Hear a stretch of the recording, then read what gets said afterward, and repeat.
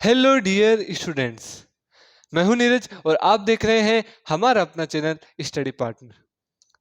आज हम बात करेंगे कि बोर्ड्स एग्जाम की प्रिपरेशन कैसे करें और मैं अपना पर्सनल एक्सपीरियंस शेयर करूंगा कि आपको तैयारी कैसे करनी है।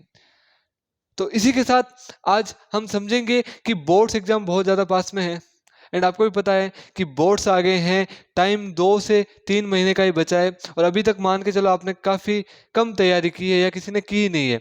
तो अब वो बैकअप पॉइंट पे क्या तैयारी करे और कैसे करे कि वो अच्छे मार्क्स भी लाए, उसी के साथ टॉप भी करे। तो इसी पे हम आज पूरी बातचीत करेंगे और समझेंगे कि आपको तैयारी कैसे करनी है। तो देखो, सबसे पहले मैं अपना स्कोर कार्ड बता देता हूँ। मेरे बोर्ड्स आरबीएससी में क्लास 10th में जो नंबर्स हैं, मार्क्स है, वो परसेंटेज है 90.67%। वो भी आफ्टर रीचेकिंग। बिफोर रीचेकिंग मेरे मार्क्स थे 86.50%। और जो मैंने रीचेकिंग करवाई वो किस में करवाई आप जानते हैं? मैथ्स में। मैथ्स में मेरे 71 मार्क्स थे और आफ्टर रीचेकिंग वो इंक्रीज हो गए, 25 नंबर इंक्रीज हुए एंड इंक्रीज हो गए नंबर बने 96। तो इसी के साथ मेरे जो ओरिजिनल मार्कशीट है उसमें मार्क्स मैथ्स में मैं आपको बता देता हूँ 96, साइंस में 99, हिंदी में 96, संस्कृत में 88, इंग्लिश में 87 एंड एसएसटी जो कि मेरे को कभी पसंद ही नहीं थी उसमें 78। ये मेरी ओरिजिनल मार्कशीट है। अब मैं अपना पर्सनल एक्सपीरियंस क्यों बोल रहा हूँ कि मैं अपना पर्सनल एक्सपीरियंस शेयर करूँ या मैंने क्या अचीव किया जिससे मैं आपको को समझा सकूं। देखो, हम जानते हैं और आप भी जानते हैं कि पूरी कोई भी चाहे बोर्ड हो उसमें सबसे ज़्यादा हाई स्कोरिंग जो मार्क्स क्रिएट करने वाले जो सब्जेक्ट्स होते हैं वो क्या होते हैं? मैथ्स और साइंस। तो मैथ्स और साइंस को कैसे तैयार करना है, बाकी सब्जेक्ट कैसे करना है, उस पर आज हम बात करेंगे। उसी के साथ मेरे मैथ्स में 96 एंड साइंस में 99 है, तो मैं आपको वो चीज़ें बता सकता हूँ कि आपको क्या करना चाहिए जिससे अच्छे मार्क्स आएंगे और क्या नहीं करना चाहिए जिससे मार्क्स नहीं कटेंगे। तो मैं आपको दोनों एक्सपीरियंस शेयर कर सकता हूँ। अगर यहाँ पे ऐसा कोई बंदा होता जिसके वो भी अच्छा दे सकते नॉलेज, बट मैं बता रहा हूँ कि कोई भी ऐसा स्टूडेंट हो जिसके एकदम कम मार्क्स रहे हो या फिर किसके 100 आउट ऑफ 100 आए हो, तो जिसके 100 आउट ऑफ 100 आए हुए हो वो आपको ये तो बता सकता है कि आपको तैयारी कैसे करनी है, कैसे कैसी चीज़ों को फेस करना है, बट वो आपको कभी ये नहीं बताएगा कि आपको क्या नहीं करना चाहिए। जिस स्टूडेंट के 1 2 5 नंबर ही कटते हैं और 100 से रह जाता है या फिर एकदम पास में, साइंस में तो मेरे 99 है, बस 100 से 1 नंबर कटा है, तो मैं आपको ये बता सकता हूँ कि आपको क्या नहीं करना चाहिए और आपको ये भी बता सकता हूँ कि आपको क्या करना चाहिए। इसी वजह से आज की इंपॉर्टेंट ये वीडियो होने वाली है और इसमें हम जानेंगे कि कैसे अब इतने कम टाइम में कोई स्टूडेंट प्रिपेयर करे।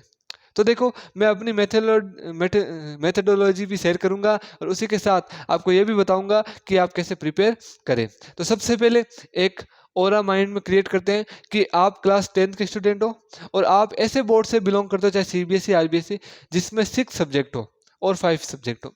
6 सब्जेक्ट कौन कौन से होते हैं बताता हूँ।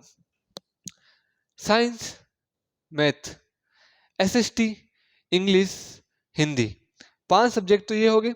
एक सब्जेक्ट एडिशनल होता है, वो कि आरबीसी बोर्ड का तो कंपलसरी सब्जेक्ट है, उसके अलावा भी 1 2 जगह कंपलसरी होता है, वो होता है third language subject.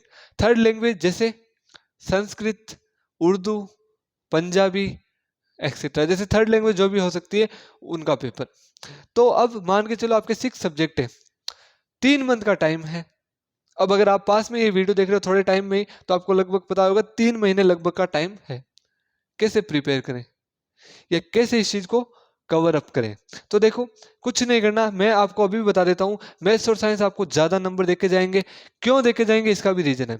Science and maths ही ऐसा सब्जेक्ट होता है जिसमें अगर आप कोई चीज लिखते हो तो या तो वो पूरी सही है या पूरी गलत है। ऐसा नहीं होगा कि उसमें आपको लिखा है लगभग कुछ सही भी है कुछ गलत भी, ऐसा नहीं होगा। मैथ्स एंड साइंस ही ऐसा सब्जेक्ट होता है जिसमें कोई चीज है, फैक्ट है, आपने लिखी है, अगर सही है तो सही है, गलत है तो गलत है। तो इसी पे ज्यादा प्रैक्टिस की आवश्यकता होती है कि आप क्वेश्चन को ज्यादा से ज्यादा सही कैसे करें। उसी के साथ एक चीज मैं आपको बताना चाहूंगा कि मैथ्स और साइंस को कैसे प्रिपेयर करना है। वो देखो, आप अगर आप इस टाइम पे पढ़ाई स्टार्ट करते हो और आपने इतने टाइम पढ़ाई नहीं की और आपको लग रहा है कि मैंने बहुत गलत कर दिया, अब कैसे कवर अप करूं, तो माइंड में बिल्कुल भी डिमोटिवेट मत हो। हाँ, पढ़ाई पहले करनी चाहिए थी, वो आपका घाटा तो जरूर होगा, बट अब आप उसको सुधार सकते हो। कैसे? देखो, हम बात करते हैं वीक, पूरा अच्छे से माइंड फ्रेश भी कैसे करना है, कैसे चीजों को पढ़ना है। वीक की बात करते हैं, वीक में होते हैं 6 डे, 1 2 3 4 5 6, एंड 7th डे होता है संडे। स्टार्टिंग में आता ही है, पर मैं मान के चलता हूँ ऐसे, वीक समझ में आए तो 6 डे और एक होता है संडे। अब कैसे प्रिपेयर करें? अभी आप सबको पता होगा, आप स्कूल लाइफ से बिलोंग करते हो, तो स्कूल में जब अब टाइम है सर्दियों में, वो टाइम है 10 से लेके 4। कोई भी जो स्टूडेंट है वो 10 से लेकर 4 अगर स्कूल में रहेगा तो डेली खेलना उसके लिए पॉसिबल नहीं हो पाएगा, क्योंकि जो आते आते 4:30 बज जाते हैं, फिर आधा घंटा थोड़ा चेंज वेंज करने में या माइंड फ्रेश करने के लिए होता है, फिर 5 बज जाते हैं, तब हो जाता है अंधेरा। तो जो आउटर गेम्स होते हैं, आउटसाइड गेम या जो भी नॉर्मल गेम्स होते हैं, वो खेल पाना बहुत ज़्यादा मुश्किल हो जाता है, और इतना लोड है एट दैट टाइम जो कि नहीं लेना चाहिए स्टूडेंट को, बट है, प्रोसेस ही ऐसा है, स्कूलिंग सिस्टम ही ऐसा है, तो उस वजह से वो उन कामों में बिजी हो जाता है जो कि खेल नहीं पाता। मैं इसकी बात क्यों कर रहा हूँ, मैं आपको समझाता हूँ। खेलना क्या चीज है, कैसे करना है, उस पर भी इंपॉर्टेंट बात करेंगे, तभी आप अच्छे नंबर ला पाओगे। मैं क्या करता था और आप क्या करोगे बताता हूँ। वीक में 6 डे होते हैं। अब देखो, दो चीजें मैं आपको बता देता हूँ आपके फेवर की। मैं किसी भी स्कूल या किसी भी टीचर की डिसरेस्पेक्ट नहीं कर रहा हूँ, या मैं खुद भी एक टीचर हूँ और मैं खुद भी स्टूडेंट को क्या कहता हूँ मैं आपको बताता हूँ कि आप एट दैट टाइम, अब सभी टीचर्स जिनका कोर्स हो रखा है वो तो ठीक है, और जिस स्कूल्स में कोर्स नहीं हो रखा है वो टीचर्स बहुत ज़्यादा काम दे रहे हैं, और आप इस चीज़ से परेशान है कि होमवर्क भी दे रहे हैं, याद भी करने हैं, हमारे बोर्ड्स भी हैं, कैसे तैयार करें। और आरबीएसई या जो लोकल बोर्ड्स होते हैं, मतलब लोकल क्या, स्टेट बोर्ड्स होते हैं, उनके लिए अभी हाफ ईयरली एग्जाम्स है, सीबीएसई ने तो कंडक्ट करवा दिए, अब आपके हैं, कैसे तैयार करें भाई। होमवर्क इतना ज़्यादा, लोड इतना ज़्यादा, माइंड प्रेशर झेल ही नहीं पाता, और किसी चीज़ में कुछ कर ही नहीं पाते हम। तो आपको मैं बता देता हूँ कि देखो, अगर आपको 3 महीने खुश रहना है और पूरी जिंदगी थोड़ा बहुत ऐसे दुख में रहना है कि यार उस वक्त अगर ऐसा कर लेता, तो वो आपकी मर्जी है।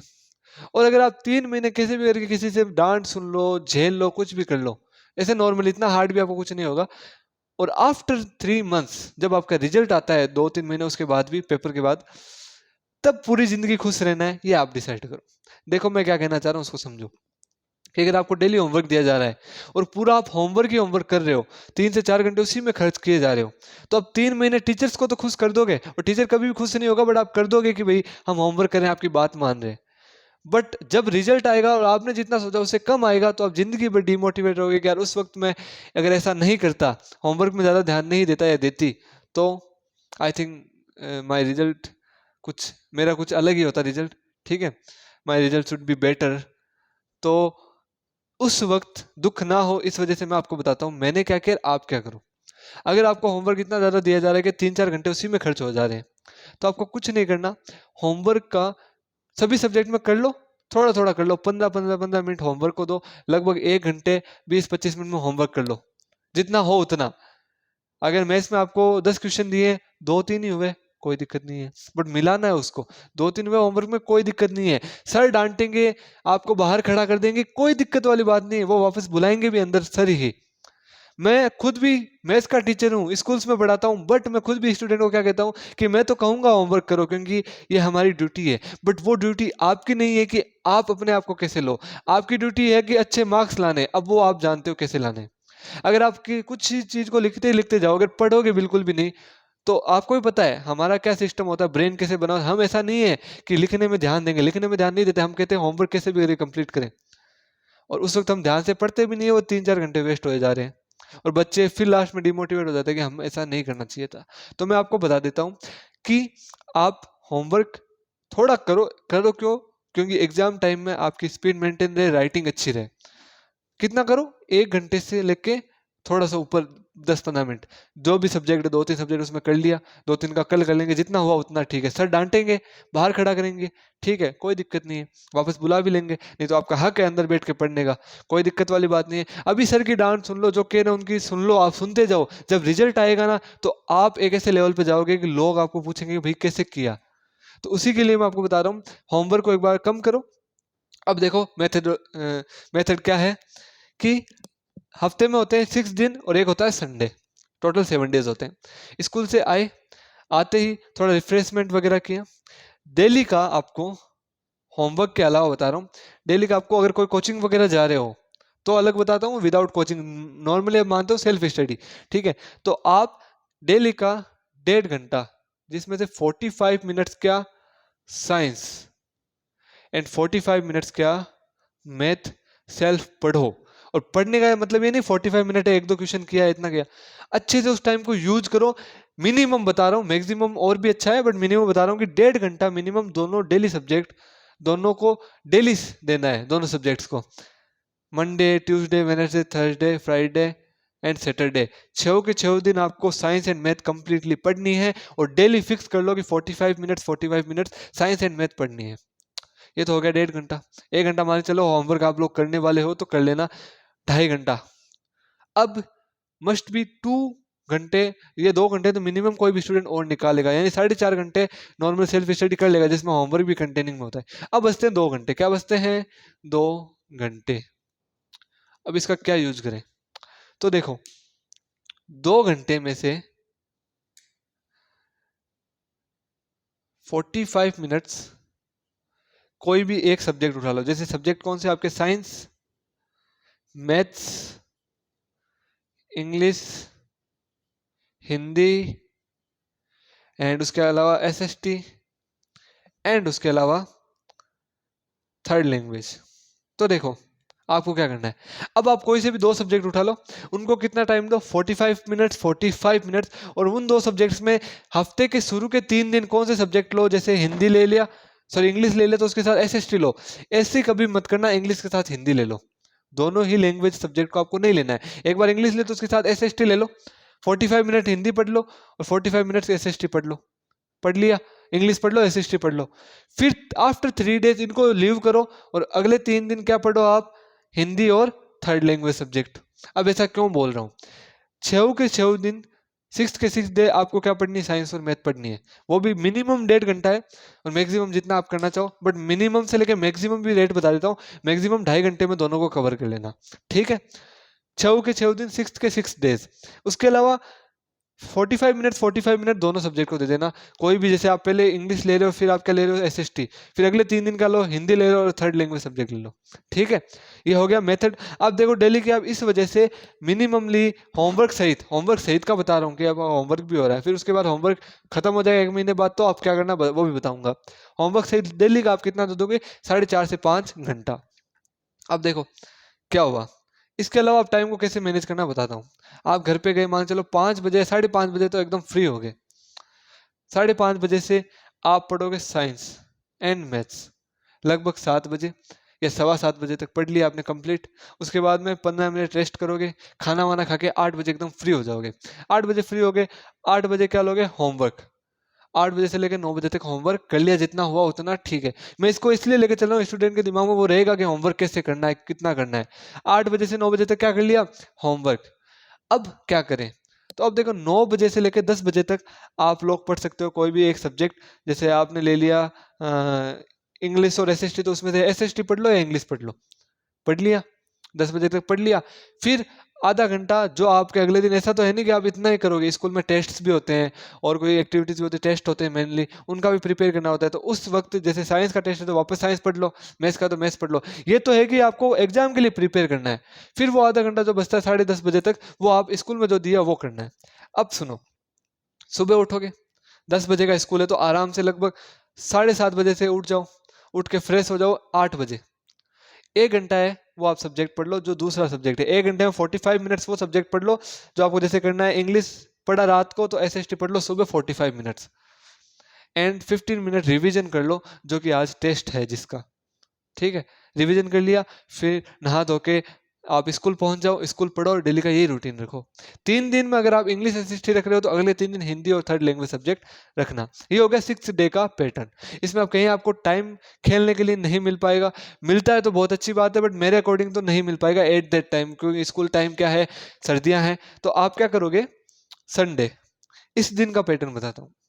इस दिन फर्स्ट ऑफ ऑल डेली 7:30 बजे उठ रहे हो, तो मैं अपना पैटर्न बता रहा हूँ साथ में, तो नींद कवर नहीं हो पाती है। संडे को आप लगभग 10 बजे से उठ जाओ आराम से।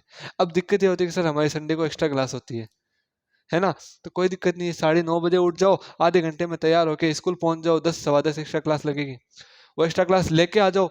शायद आप 11 12 12:30 बजे तक आते हो, आगे 12:30 बजे आप घर पे आए, खाना वाना खाया, 1 बजे तक फ्री हो गए। अब क्या करना है, 1 बजे से लेकर 2 बजे तक कोई भी एक सब्जेक्ट साइंस, मैथ, इनमें से कोई भी सब्जेक्ट है, इनका रिवीजन कर लो कि पूरे 6 दिन में क्या पढ़ा। 1 घंटे या 1.5 घंटे इनका रिवीजन कर लो, पूरे 6 दिन में क्या पढ़ा। तो लगभग बच जाएंगे 2-2:30 बजे। 2-2:30 बजे आप आराम से कहीं खेलने जाओ, क्रिकेटर हो तो क्रिकेट खेलने जाओ, फुटबॉल खेलते हो फुटबॉल खेलो, अदर एक्टिविटी में ध्यान देते हो, घर पे रह के वो कोई खेल सकते हो तो घर पे रह के खेलो।